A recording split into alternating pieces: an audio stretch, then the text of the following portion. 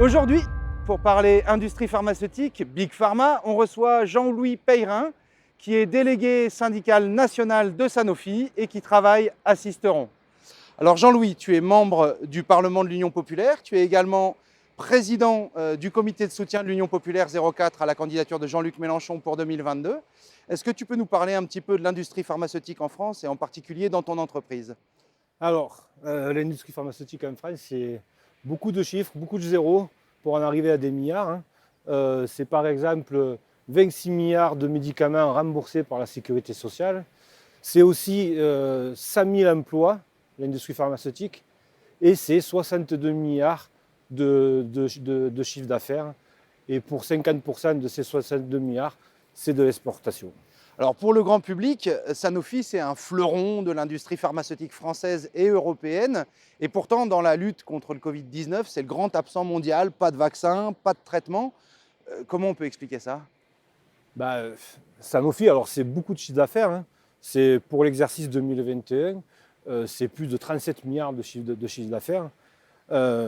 Mais c'est aussi, par exemple, du crédit d'impôt pour la recherche.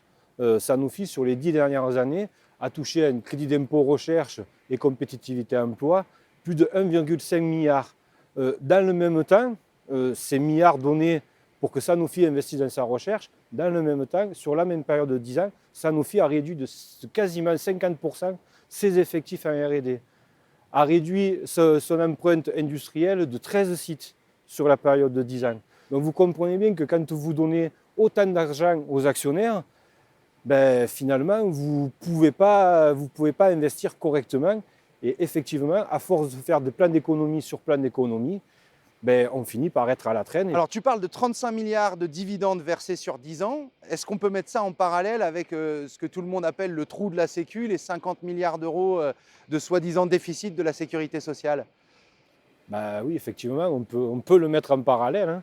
Ben, oui, d'un côté, il y a un groupe privé qui fait des milliards de chiffre d'affaires et qui donne des milliards de dividendes à ses actionnaires. Parce qu'aujourd'hui, il faut quand même voir une chose, c'est qu'on a quand même un président de la République qui, quand il parle de souveraineté thérapeutique et de sécurité d'alimentation du marché de la santé en France, regarde Sanofi, c'est-à-dire regarde une entreprise qui est détenue quasiment à 50% par des fonds anglo-saxons. Donc où est la souveraineté? Donc la seule façon d'être souverain, c'est de maîtriser. Donc la seule façon d'être souverain dans le domaine de la santé, c'est très certainement le pôle public du médicament. L'idée du pôle public du médicament, c'est que déjà, c'est sortir cette industrie des mains du capitalisme, quoi. Parce qu'en fait, aujourd'hui, l'industrie pharmaceutique fabrique des biens commerciaux privés.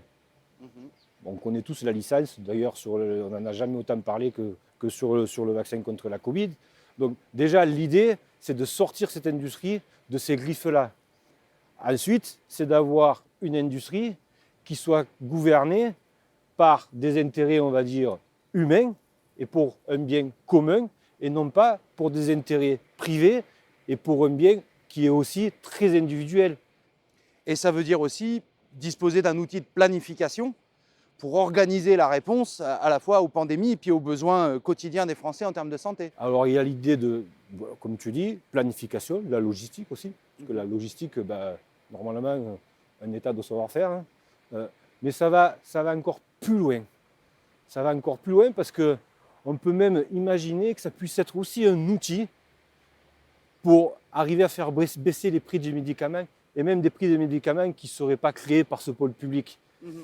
Parce qu'on va dire à Pfizer, vous savez quoi? Ok, vous ne voulez pas baisser le prix? Ben nous, on va le fabriquer. Donc on lève les licences d'office, parce qu'on a l'outil législatif pour le faire en France. On met en place une licence d'office. Et alors là, tu abordes autre chose qui est également dans l'avenir en commun, c'est la proposition de lever les brevets, de lever la propriété intellectuelle quand c'est nécessaire face à une situation comme la pandémie de Covid-19. Mais oui, mais bien sûr. Mais même ça va au-delà de lever, encore une fois, hein, mais pour aller plus loin, parce que c'est important, certes, il faut lever les brevets, mais on ne peut pas se contenter de lever les brevets. Parce qu'une fois que tu as levé le brevet, ça veut dire que tu as la recette pour fabriquer, on va schématiser. Sauf que derrière, il te faut quand même avoir les outils pour La chaîne de production, bien sûr. fabriquer. Donc il te faut avoir la chaîne de production. Et donc, ce qu'il faut, c'est arriver aussi à se donner les moyens de pouvoir réquisitionner l'outil industriel lorsque c'est nécessaire. Eh bien Jean-Louis, merci beaucoup pour cet éclairage sur un sujet complexe et que beaucoup de Français ne comprennent pas complètement. C'est d'ailleurs organisé pour, hein, mais qui touche leur vie quotidienne et leur santé, ce qui est quelque chose de très important. Et puis à bientôt. Bah, à bientôt, et puis rendez-vous le 10 et 24 avril dans les urnes avec dans le coin de la tête le bon bulletin et l'avenir en commun.